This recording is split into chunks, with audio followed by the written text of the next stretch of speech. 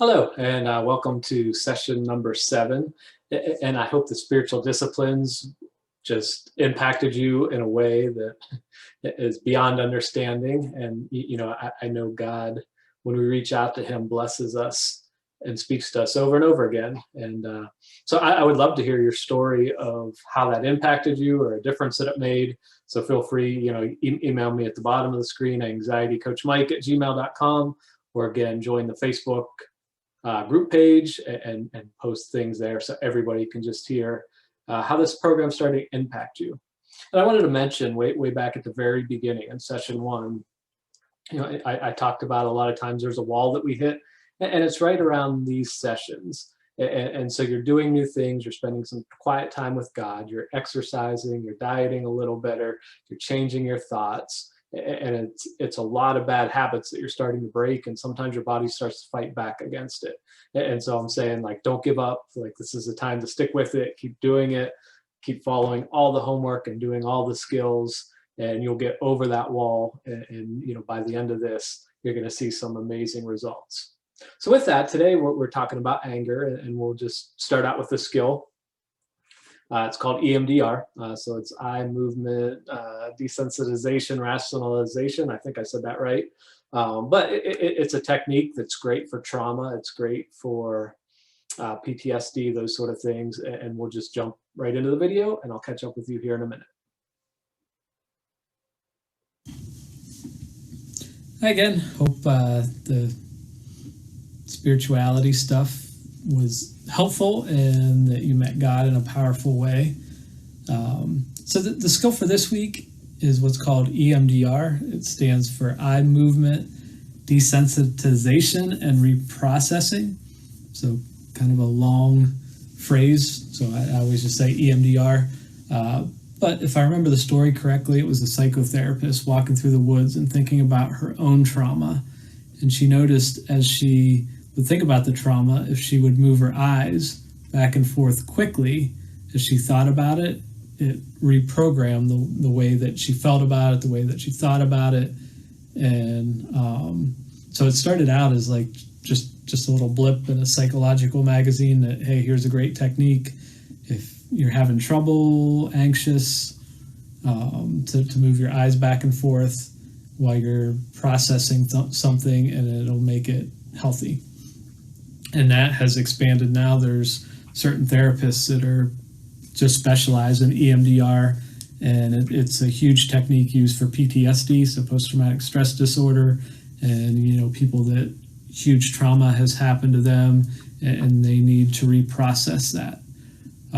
So how it falls in and what I've used for anxiety and depression, this is another one, just like the emotional freedom technique that you can use when anxiety is high. So if that wasn't as helpful as you would hope for you, that this may be something different. It used to be just the eyes, but now can even be like a rhythmic tapping. So I'll just have people tap on their thighs. I have a little machine, it's called a TheraTapper. It's almost like a cell phone vibrating, and there's 2 handles, and you hold it. So it will just kind of go back and forth. And what it's trying to do is connect the circuits in your right brain with your left brain and help you just reprocess information in a different way. Now, my main suggestion, go to YouTube, just look up, how to do self EMDR. That there are specialists way better at this than me. But what I do is, with clients that I work directly with, is give them kind of like safe spaces in their mind. So we do a safe place, we do a safe person, and a protective person. And so there's a list of questions that I'll have them imagine as they're doing the tapping, or with me, they hold on to the little buzzers. But for you, you can do the tapping, close your eyes, and you want to imagine a safe person, a protective person, and a safe place. And as much as you can, engage all of your senses. So with a safe place, I ask questions. They close their eyes. Picture a place that's peaceful and calm as they're doing this or holding onto the buzzers. And I'll ask them questions that engages their senses. So a lot of times they're at the beach. Who do you see? What are people around you doing? You know, maybe somebody's flying a kite. Maybe people are in the water swimming. What colors do you see? I see a red umbrella. I see a blue beach towel. What smells do you smell? I smell the salt from the salt water. What sounds do you hear? I can hear birds, seagulls in the background. I can hear kids playing. So what you can do with this is just, go to a quiet place, close your eyes, start to imagine your perfect place, do your tapping, and describe it as best you can with every sense. What do you see? What do you hear? What do you smell? What could you touch? All those sort of things. And do the same thing with a safe person. If you don't have a safe person in your life, make one up. It might be Superman. It might be somebody you saw from a movie. And also a protective person, somebody who's willing to go to battle for you and would fight for you to be successful. And just describe those people. What do they smell like? What do they look like? What makes them so special? All the while you're doing this rhythmic tapping. And then I always give them like one final word. So at the end, like let's say it's your safe place. Let's label that with one word. So it might be beach, might be water, might be peace, might be calm, might be serenity. So one word that represents how they're feeling in that moment. And if you're really in that moment and you imagine that place and you're at a place of peace, you're connecting your right brain and your right brain, you're going to have a great feeling. And so you're labeling that with one word. And as you do that again and again, in a moment when you start to feel stressed, you can go back to your word, serenity, beach, and the feeling that you have from the EMDR, you can bring into that moment. So play with this, give it a try. Again, I would look around YouTube for people who are certified in this and more experts that may be able to give you great advice, but definitely do the safe place, do the safe person and the protective person, and carry around that with you all the time. Okay, see you next week. So hopefully you can find that a little bit helpful. So, if trauma is a big issue in your past, finding somebody who can do EMDR would be a great thing. I did come across, as I was researching some of this for this program and the videos, now all the time in my ads pops up a site called virtualemdr.com. And it advertises being able to do the EMDR therapy from home. And the reviews on the site are, off the charts good. And it also mentions about being able to have a free session just to try it out. So if that's something you want to look into, try out. Like I said, people have had amazing results with the EMDR, especially as it results to trauma and PTSD, and you may find it helpful as well. All right, so now we're going to go to pages 25 and 26. So we're talking about anger, and so there's an anger assessment just to kind of see where you stand and whether or not anger. That this was never a big issue for me. I've never been an angry person, but a lot of people I've worked with, like this was a huge part in why they were anxious, why they were depressed. So here's an assessment to kind of get a baseline for you. So I suggest just pause the video, fill out pages 25 and 26, and then unpause it and we'll pick up. So go ahead and pause. So with your anger assessment, as you completed it, hopefully you totaled up your score and you got a final score. So the way I totaled this up and ranked this assessment, so if your score was 0 to 26, that would indicate you're too low. You need to go out and get mad about something, but I've come across people who have like major depression and in the middle of a major depressive episode, and they just don't have the emotion. They just don't care. And we go down here and just put a 1 on everything. And that's not necessarily healthy. So the 27 to 40, that would be the good range. That would kind of be something to like shoot towards, that you are, you're putting a lot of 1s and 2s, and things are making you a little irritated, a little angry, but not off the charts. So 41 to 60 would be the mild to moderate range. So that there's definitely some skills you can pick up here and learn and may be able to help you. And then 61 plus, this is definitely an area that needs some attention, and most likely playing a pretty big role in your anxiety or depression. Again, the better but believable thought is you just identified an area, and this is something you can focus on, get under control, and help you hopefully in a powerful way. All right, so if we go back, we'll look at the skills. So go back to page 23. So number one is to make an honest evaluation of your anger. So hopefully you completed that assessment honestly and got a decent picture of where you may stand in this.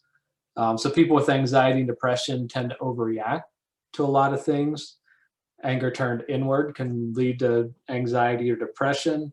All right, and just like we want to keep our baseline anxiety down, we want to keep our baseline anger down. So if you're an angry person, on a scale of 1 to 10, you don't want to be walking around at a 5 all the time, because when a little irritation occurs, it can set you over the edge. So you want to, and the good thing is, like, a lot of the skills you're learning with the breathing exercises and the mindfulness, those target anger as well. So if you're wondering, like, I don't even know how to get my anger below a 5, a lot of the skills you're learning, you'll find will be able to help you with that. So you can't control these emotions and break habits. And so here's some practical suggestions in this session on how to do that. All right, so number 2 is to make forgiveness a big part of your life. So the missing word there is forgiveness. All right, so what I want you to do at the bottom there, it says forgiveness, write a definition. So go ahead and start out, just put in some words, some phrases, an actual definition of how you see forgiveness. So I'll just give you a couple seconds to come up with some key terms there and write something down. And as you're writing that down, I'm sure you'll agree, as a subpoint, say people will let you down. There's no such thing as a perfect person except Jesus, that we talked about last week. But people here on earth, like, there's nobody's perfect. And people end up forgetting things, letting you down, breaking promises, those sort of things. But the big thing is, I'm sure you've heard the phrase forgive and forget, right? And I hate that phrase, because to forgive somebody, we don't have to forget. All right, so if I hired a babysitter to come watch my child and they abuse my child in some way, I can forgive that person, but there's no way I'm going to hire them again to come babysit my child. Like, I'm not going to forget what happened. Same way, if I park beside somebody at work and, as they're backing out, they bump into my car, like, I can forgive that person, but the next time I come to work, I'm not going to park beside them, right? So I mean, you want to be smart about it. You want to learn from it. But you can forgive that person and don't have to forget. And another thing, we can forgive somebody even if they never ask for our forgiveness. So we don't have to wait around for somebody to come and apologize for something that they have done. And we need to hold this grudge and hold this emotional burden until they actually come and ask for forgiveness. Like we can forgive somebody whether they ask for the forgiveness or not. All right, so some key points, in my definition. So first of all, it's a choice. So we have to decide that we're going to forgive a person. So the second one, this is a huge key. It doesn't condone what the person had done, right? So somebody lies to you and you forgive them. It doesn't mean that you're telling them it was okay that you lied to me. Go ahead and keep lying. So it's not condoning the behavior. Number 3, it doesn't forget. So just as we just talked, like you don't have to forget what had happened and not learn from it. It's for a decision that you make to forgive a person. And 5 is really the key. So 5 says that basically you're releasing an emotional burden. So when you don't forgive somebody, you have this emotional burden over the other person, and you're willing to let go of that and release that. And as I work with couples, I do a lot of couples counseling and couples therapy over the year. One of the most memorable and impactful sessions we do is on forgiveness. And I always talk about taking 100% responsibility for whatever role you play. So in marriage, people tend to have a fight, and each person feels like the other person's 75% responsible, I'm only 25% responsible, so I'll just wait for them to come ask for forgiveness. And they both have the exact same view of the conflict and those sort of things. What I teach is taking 100% responsibility for whatever percent you're responsible for. So you know what? If they're 99% responsible and they did this huge, horrible thing towards you, and maybe you didn't respond in the kindest or most godly way, and you're only 1% responsible, I still say, like, take 100% responsibility for your 1%, and walk up to that person and say, just take responsibility. Say, I realize when I was upset, I reacted in this way, and I said this, and I want you to know I shouldn't have done that, and I'm sorry. Please forgive me. Now, you can't control, again, we talk over and over in this program, like, you can only control yourself. So that doesn't mean that they're going to turn around and ask for your forgiveness for their 99%. Doesn't mean they're not going to laugh in your face. Doesn't mean that they're not going to call you names, whatever it may be. You can only control what you do. But part of it, the other way, I had a pastor that I loved, this vision of what forgiveness is. He said it's basically taking a person off of your hook and putting it over on God's hook. Where God is a much better person to, like, deal with the mistake and the sin, or whatever it is, and just taking that off yourself. And the other thing, I'm not sure where I heard this from, but unforgiveness. So we just did a definition of forgiveness, but I love the picture of unforgiveness is like taking a sip of poison every day and expecting it to hurt the other person. So when we refuse to forgive somebody, we're really not hurting the other person. It's only hurting ourselves. Now, with that, you don't rush through the stages of forgiveness. If somebody does something major, you don't have to forgive them on the spot. Sometimes it takes weeks, months, for some people even years, until they get to the place where they can say, okay, I'm ready to release this burden on you. And the best way to know, especially with couples, we talk about, every time you have a conflict, when you start to bring up things from the past, hey, remember 2 years ago when you did this? Remember last week when you said this? So when you're pulling those things out of the past, that's the best indicator that those are things you have not released and you have not forgiven a person for. So again, to help your anger, start to make this forgiveness thing a big part of your life. So number 3, use core skills to help with anger and mood swings.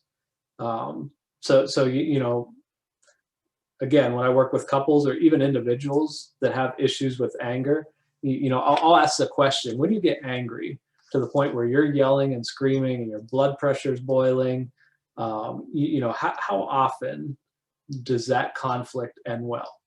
And it's rare that anybody, even gives me anything above 0%. So part of the step is to realize when I get angry, and I'm boiling and I'm really upset, like, there's just no good ending to this. So stop and think, like, why am I doing this? And I remember as a teacher, as kids would come up on the playground and want to tell me something that one of the other kids had done, I would always ask the kid this question. I would say, now wait, like, before you tell me this, are you telling me this because you want to help that person or you want to hurt that person? And you know what, if you want to help that person, maybe they're in danger, maybe they're putting other people in danger, it's a good time to tell me. But if you want to come and tell me just because you want to hurt them and see them get in trouble and go to timeout or lose recess or whatever, I don't want that to be your motivation.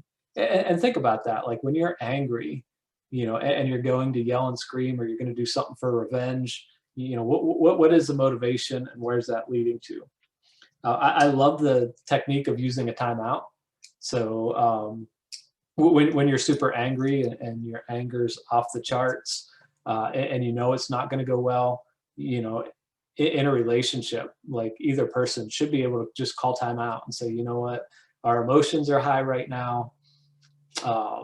This is not going to end well. Let's take a break.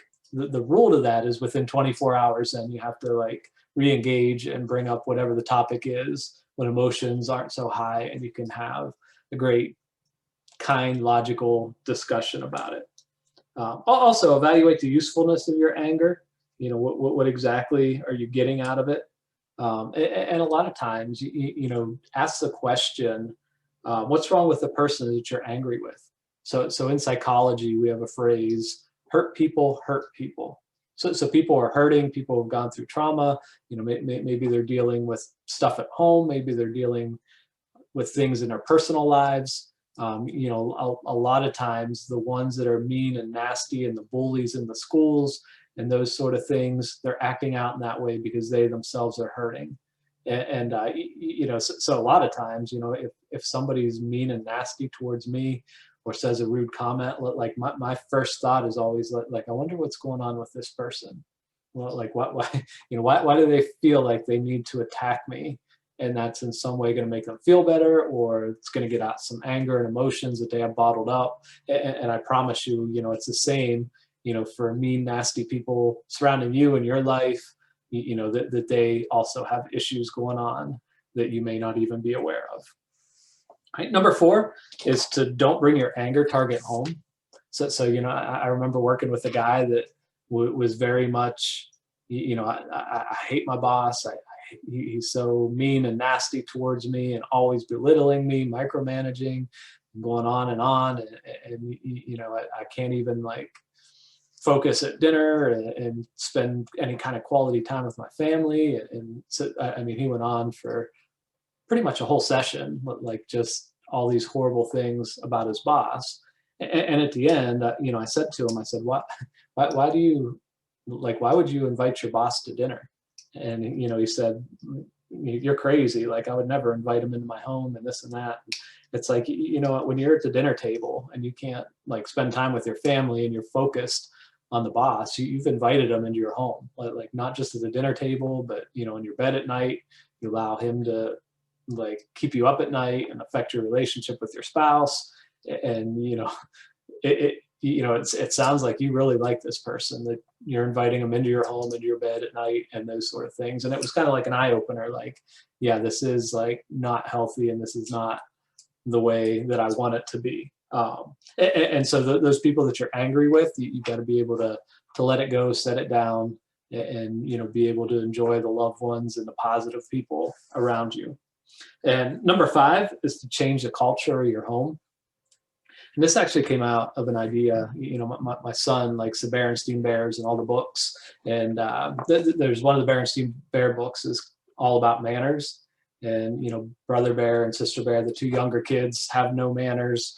And, they're just being rude to each other. They're like cutting each other off. They're not like sharing the bathroom and their toys and all these sort of things. So Mama comes up with this great idea that everybody needs to use like good manners. And so brother and sister come up with this plan where they're just going to like overdo the manners. And so it's always like, oh, sister dear, like the bathroom's all yours. And before you, Brother Bear, you're so wonderful and they're so kind. And, they're trying to annoy Mama with their great manners, but the opposite happens. Like Mama is like thrilled with how the bear cubs are acting. And ultimately what happens is the bear cubs realize like, hey, you know what, using manners, like our house is better, we fight less, we're happier. And in the end, it just kind of balances out where they use like a healthy level of manners, which Mama wanted all the time. So I can tell you, like one of the parts of the homework is going to be to pick a 3-day period where you're going to do what the Berenstain Bears did. And you're going to change the culture of your home, change the culture of your work. So you know what, if you say at work, like there's just no respect, I want you for 3 days to pour on respect like you couldn't believe on your coworkers. So if you say at home right now, there's just not a lot of positive words. We just cut each other down. Everybody's so negative. Like pour on like the positive words like crazy. And I'm saying it's 3 days because, the first day people may look like at you like you're nuts and, respond in a negative way. But I'm saying stick with it, keep it up. And, just pour it on over the top. And just like the Berenstain Bears, hopefully that'll balance out. So some other things you're going to do in that anger assessment. So look, just like we did with expectations, look for your 3s and your 4s and target those. So let's just say number 4, someone makes a joke about you. And let's say you put a 4 there, like, I can't stand that. That makes me so mad. Create the better but believable thoughts. Like I'm important enough that somebody chose me to think about me, to be part of the joke. Laughter is healthy. I'm glad people could get a laugh at my expense. And so you're just looking at the better but believable thoughts. Everything I just said was better. If you would use something like that, just make sure it's also believable. So over the next week or two, go down through those. And then again, you're doing a 3-day challenge. And I also got some situations in here that, my mother makes me angry. She treats me like a child, criticizes me constantly. So just how would you diffuse your anger in that moment and use the better but believable thoughts? So there's 4 different ones. Number 3, after telling my kids 20 times not to throw the ball in the house, they broke a pitcher. That seems to be a common one with parenting, and my kids are out of control. Those sort of things. Part of it, like a sample I have in my book. The better but believable thought. It's a great sign that I need to learn maybe a couple new parenting skills. And the better but believable thought is, I'm glad it's now when they're 7 years old, and not when they're 27 and totally out of my control, and I have to go visit them in prison, or whatever. Like, we're going to take care of this now. I'll pick up some things. I will say, like, one of the, as far as parenting goes, like, I teach some parenting classes in the church, and a lot of it comes from, there's a program, it's called Positive Parenting Solutions. So I'm sure if you do a Google search for that, it's a little video workbook program, and gives you some great tips and advice on parenting. But that's kind of off topic. But also, keep up the diet, the exercise, all the skills. And at the bottom, I want you to just try things differently. So things that would have normally made you super angry. So your kid says something, your spouse says something, your boss says or something, does something. Write down what the situation was, and I want you to handle it differently. So try and be more positive. Try pouring on whatever it is that you're trying to change the culture of. And so you'll put, this is how I would have handled it in the past. I would have screamed and yelled, walked out of the room and slammed the door, and put how you handled it this time. Instead of doing that, I just gave them some eye contact. I said, that's very, very disrespectful, and it hurts my feelings. And, please don't do that in the future. And write down what the results are. How did they respond? Did they look at you like, what's up with this guy or this lady that, they're not flying off the handle and not responding in anger as they normally do. So that gives you lots to do, plenty to do. And I'll look forward to our next session, which is on the what if thinking, which I'm sure if you're dealing with anxiety or depression, like, that seems to be a huge issue. Everybody seems to want to start there, but all the skills we've been learning are building you up, being ready for session 8. So we'll see you then.